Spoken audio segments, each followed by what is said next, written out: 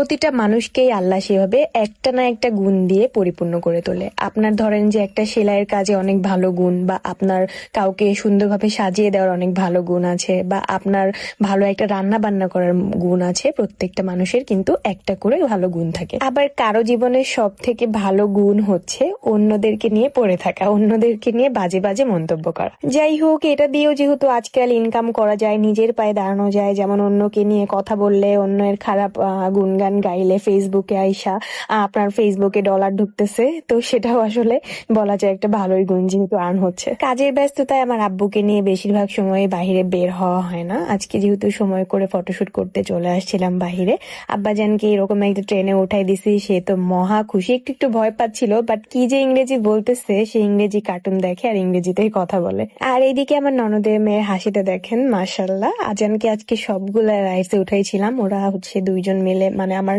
ননদের ছেলেও ছিল, ওরা সবাই মিলে অনেক এনজয় করছিল। আজান অনেক বেশি এনজয় করছিল। যাই হোক, আজকের ভিডিওটা এই পর্যন্তই শেষ করছি। আমার আব্বাজানটা কান্না করতেছে, ওরে খাওয়াইতে হবে। সবাই ভালো থাকবেন, সুস্থ থাকবেন, এন্ড আমাদের ভিডিও দেখতে কেমন লাগছে অবশ্যই কমেন্ট করে জানাবেন, এন্ড আমাদের পেজে একটা লাইক দিতে ভুলবেন না। আজকের ভিডিওটা এই পর্যন্ত, দেখা হবে অন্য কোনো ভিডিওতে। ততক্ষণ পর্যন্ত সবাই ভালো থাকবেন, সুস্থ থাকবেন। আল্লাহ হাফেজ।